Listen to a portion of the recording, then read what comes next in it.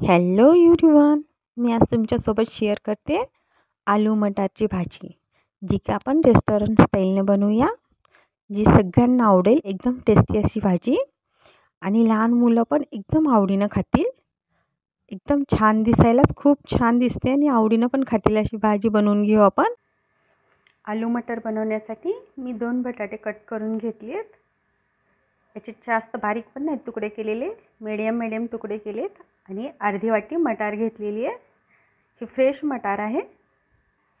सगळ्यात पहिलं आपण हे बटाटे फ्राय करून घेऊ. हलके थोडंसं तेल टाकून फ्राय करून घ्यायचेत. बटाटे फ्राय केल्यानंतर आपली भाजी खूप टेस्टी लागते. असे भाजून घ्यायचेत बटाटे, जास्त पण नाही भाजून घ्यायचे. आपण आता यांना काढून घेऊ. आता आपण तडका देऊन घेऊ भाजीला. त्यासाठी मी एका कढईत 3 ते 4 चम्मच तेल घेतले. तेल गरम झालं की याच्यामध्ये मी टाकून घेते 2 तमालपत्र आणि अर्धा चम्मच जिरे, अर्धा चम्मच शहाजिरे आणि एक मोठी इलायची टाकून घेते. गॅस मीडियम आचेवरती ठेवायचा आहे. हा मसाला थोडासा भाजला की मी 1 चम्मच अद्रकचे तुकडे आणि 1 चम्मच लसणचे तुकडे टाकून घेते याच्यामध्ये.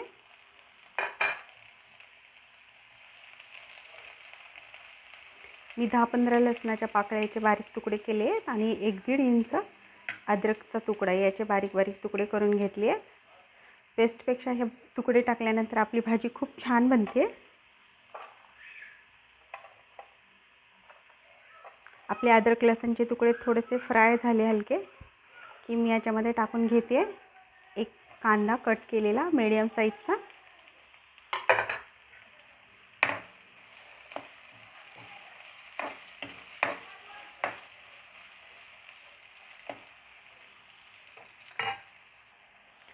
याच्यामध्ये आपण चवीपुरतं मीठ टाकून घेऊ.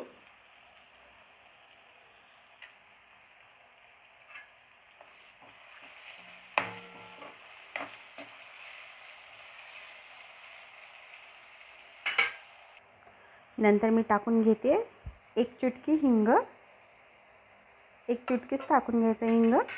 याच्यामुळे आपली भाजीची टेस्ट तर छान येते, पण आपली भाजी टिकते पण. गरमीच्या दिवसात भाजी पटकन खराब होते ना बटाट्याची, तर त्यासाठी थोडंसं हिंग टाकलं तर भाजी खराब नाही होते.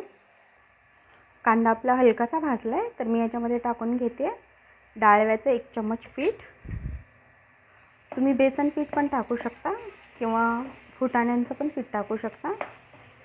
मी याच्यामध्ये डाळव्यांचं पीठ करून घेतलेलं आहे, ते टाकून घेतले 1 चम्मच. याच्यामुळे पण आपली भाजीची टेस्ट खूप छान येते आणि आपली भाजी पण मिळून येते. कांद्यासोबत आपल्या डाळव्याचं पीठ छान भाजलं गेलं आहे. आता आपण याच्यामध्ये टाकून घेऊ 1 चम्मच लाल तिखट.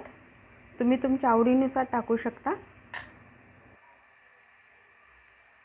पाव चम्मच हळदी पावडर आणि 4 मिरच्या टाकून घेते.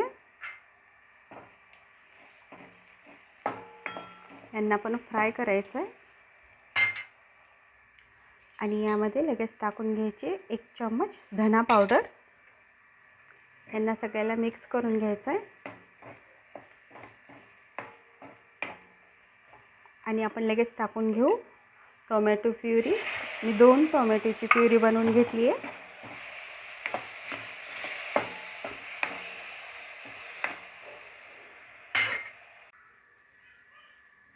आपण टोमॅटो याच्यामध्ये छान भाजून घ्यायचं आहे. जोपर्यंत हा मसाला तेल सोडत नाही तोपर्यंत त्याला भाजून घ्यायचं छान.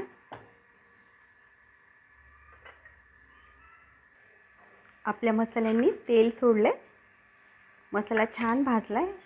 आता आपण टाकून घेणार आहात याच्यामध्ये वाटाणे.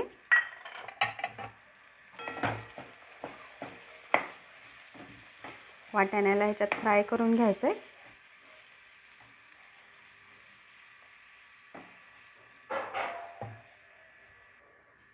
आपण कढईवरती झाकण ठेवू 5 मिनिट, म्हणजे थोडेसे फ्राय होतील आणि शिजून पण निघतील त्याच्यामध्ये.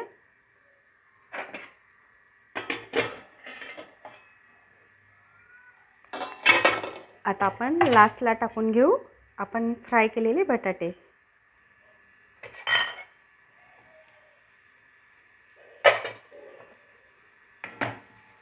आपले बटाटे अर्धे शिजून झालेले आहेत आपण फ्राय केल्यामुळे.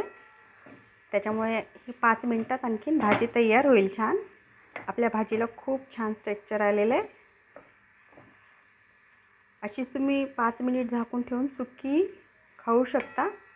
5 मिनिट झाकून ठेवली तर छान एकदम मस्त आणखीन पूर्ण बटाटे शिजले जातील. पण आपण ग्रेव्ही करतोय छान एकदम. आता आपण लास्टला टाकून घेऊ पाऊण ग्लास पाणी. हे मी गरम करून घेतलं आहे. कधी पण भाजीत गरमच पाणी टाकून घ्यायचं म्हणजे आपली भाजी टेस्टी लागते. भाजीचा स्वाद बदलत नाही याच्यामुळे. आपली भाजी तर खूप छान झाली आहे. हिला आपण 5 मिनिट आणखीन शिजवून घेऊ म्हणजे एकदम छान तयार होईल.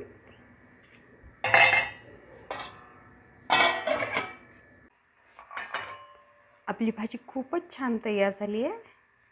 हे बघा एकदम छान. ही चपातीसोबत, पुरीसोबत, भातासोबत एकदमच छान लागते भाजी. तुम्ही एकदा नक्कीच ट्राय करा ही भाजी आणि कशी वाटली तेही सांगा मला. खूप छान झाली आहे बघा. मोठ्या मोठ्या रेस्टॉरंटमध्ये अशीच भाजी भेटते.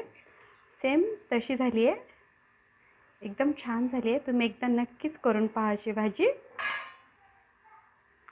आणि तुम्हाला ही रेसिपी कशी वाटली तेही सांगा. आवडली नसेल तरीही सांगा आणि आवडली असेल तर नक्कीच लाईक, शेअर आणि सबस्क्राईब करा.